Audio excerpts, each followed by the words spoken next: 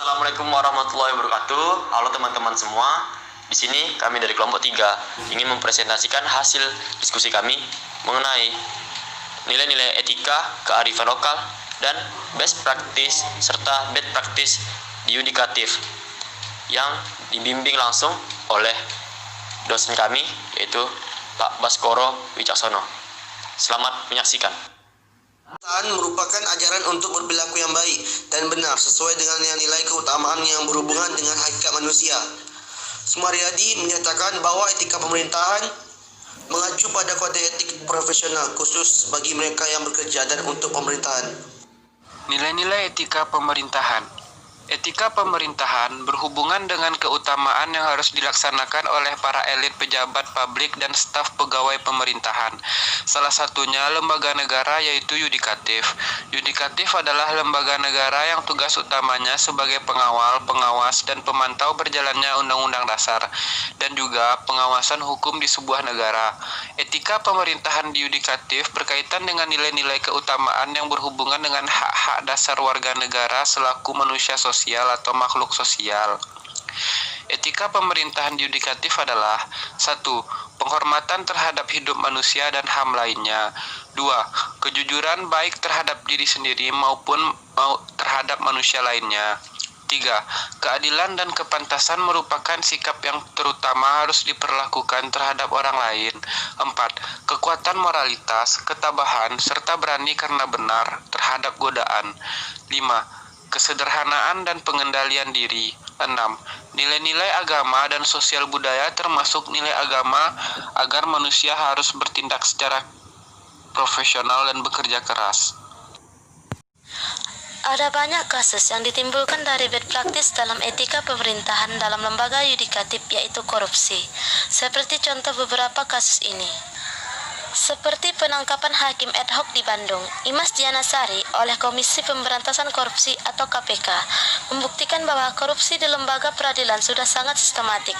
Artinya, orang sebersih apapun akan tergoda memanfaatkan kuasaannya untuk kepentingan pribadi.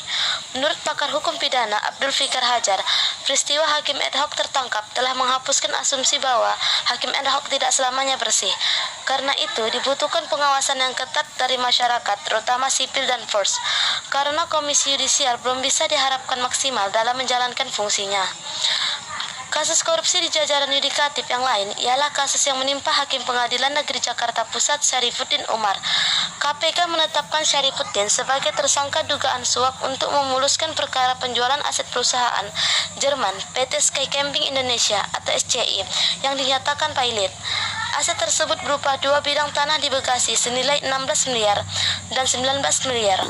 Ketua Perhimpunan Bantuan Hukum Indonesia di Jakarta, Hendrik Desirait, berharap Hakim Syarifuddin diusut juga harta kekayaannya, karena ia tercatat telah membebaskan 39 koruptor sehingga mustahil memiliki rekening yang normal. Kami berharap Pusat Pelaporan Analisa dan Transaksi Keuangan bisa mengungkapkan aliran dananya, kata dia.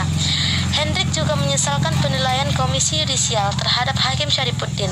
Rekam jejak pembebasan para koruptor tidak menjadi pengawas prioritas. Komisi Yudisial saat ini baru pencitraan, belum sampai ke hakim-hakim yang nakal, dia menjelaskan. Dengan tertangkapnya hakim-hakim nakal di atas, maka itu menunjukkan betapa kekuasaan sekecil apapun cenderung korup. Korupsi baik di parlemen, pemerintahan maupun di peradilan mustahil diruntuhkan. Tidak salah orang menyebut republik yang kita cintai sebagai republik kleptokrasi, karena memang maling ada di mana-mana, mulai dari legislatif, eksekutif, dan yudikatif. Korupsi adalah praktik paling buruk dalam etika pemerintahan. Peradilan seperti yudikatif pasti banyak terlibat dalam kasus korupsi, dan ini merupakan etika paling buruk dalam pemerintahan. Etika lembaga yudikatif. Etika yudikatif telah ada dalam undang-undang dan peraturan etik internal. Pengawas dan penegakan moral dilakukan oleh lembaga etik internal, yaitu Majelis Kehormatan Hakim Mahkamah Agung dan Dewan Kehormatan Hakim Mahkamah Konstitusi, serta lembaga etik eksternal yaitu Komisi Yudisial. Lembaga yudikatif banyak melakukan penyimpangan, terutama dalam hal suap menyuap.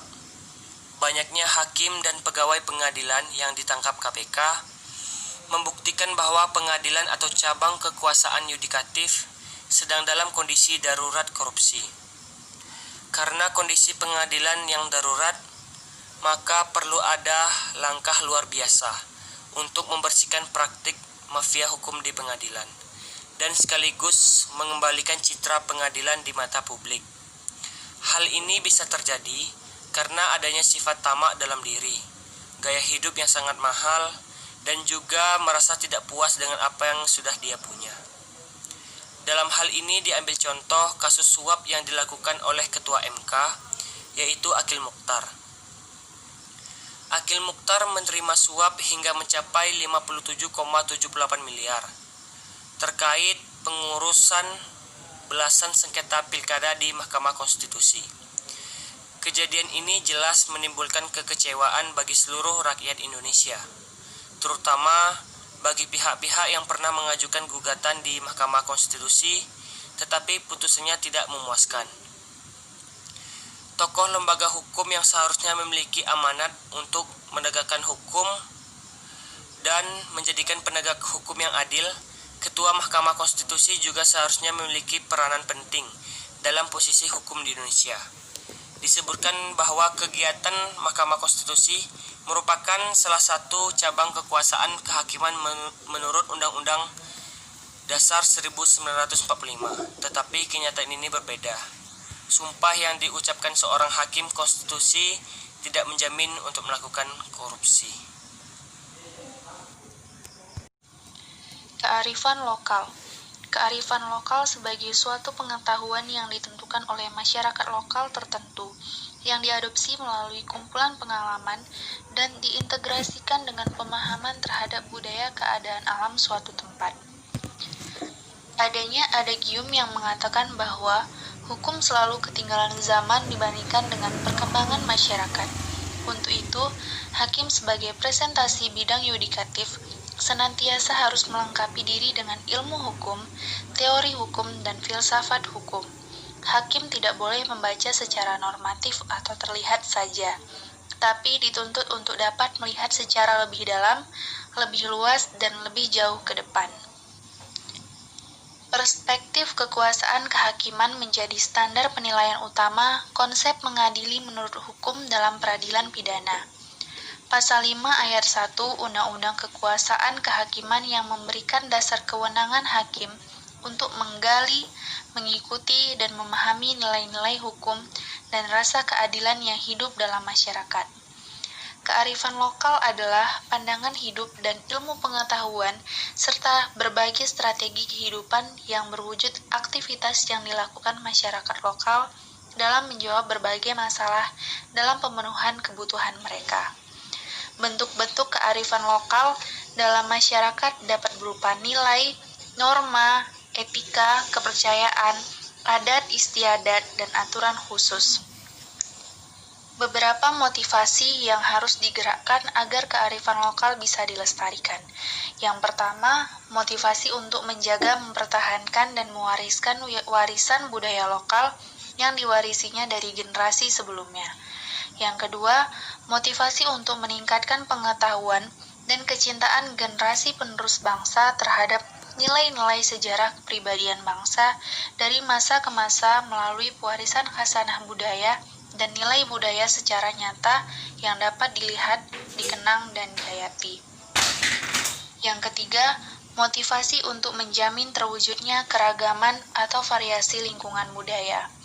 Yang keempat, motivasi ekonomi yang percaya bahwa nilai budaya lokal akan meningkat bila terpelihara dengan baik sehingga memiliki nilai komersial untuk meningkatkan kesejahteraan.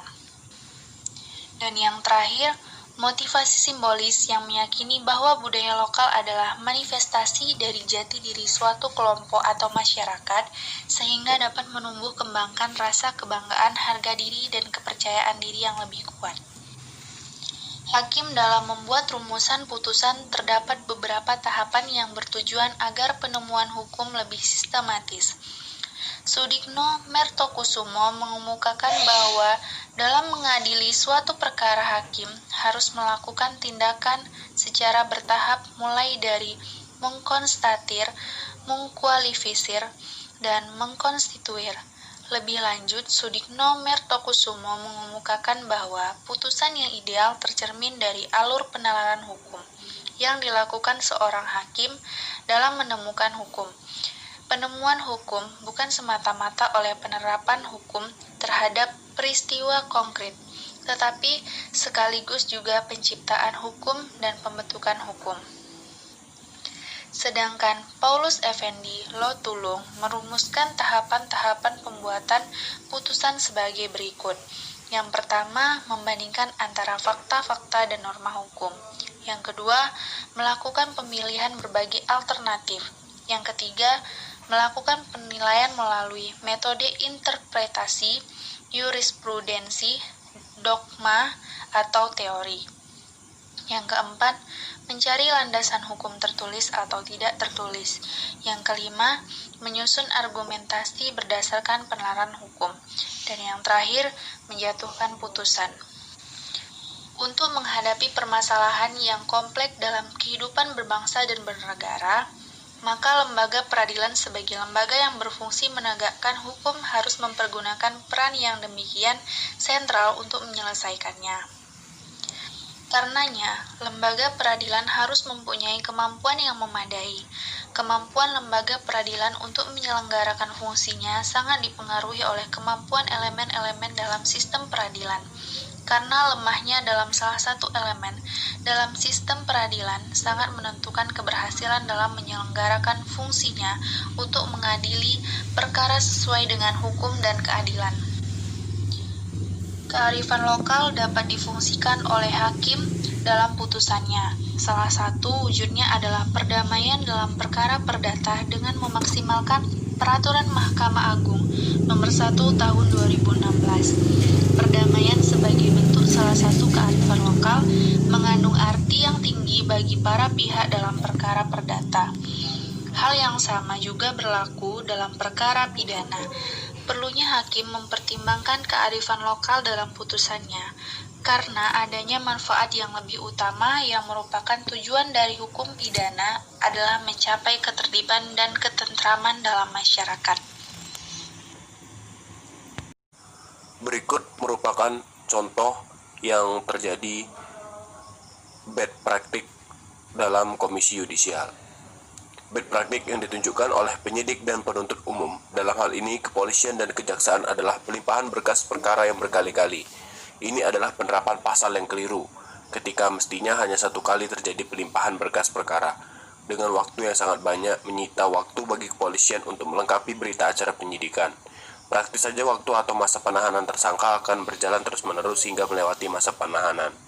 Ini adalah kesalahan penafsiran dalam pasal 138 KUHP yang menyebutkan dalam hal hasil penyidikan ternyata belum lengkap. Penuntut umum mengembalikan berkas perkara kepada penyidik disertai petunjuk tentang hal-hal yang harus dilakukan untuk dilengkapi, dan dalam waktu 14 hari sejak tanggal penerimaan berkas, penyidik harus sudah menyampaikan kembali berkas perkara itu kepada penuntut umum. Sebenarnya, pasal tersebut membatasi kejaksaan agar tidak melimpahkan berkas perkara hingga berkali-kali.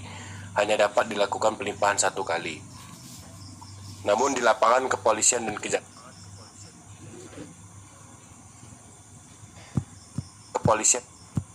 kejaksaan tetap saja melakukan bad practice dalam penerapan hukum pidana formil ini, mungkin karena penyidikannya belum bisa bekerja secara profesional, maka dia abaikan batas waktu bolak-balik perkara tersebut.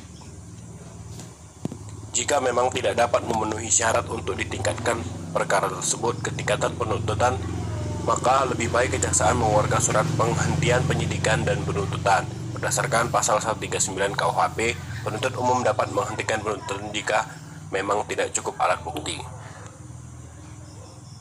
Saja yang dapat kami sampaikan, lebih kurang mohon maaf. Wabillahi taufiq wal hidayah. Wassalamualaikum warahmatullahi wabarakatuh.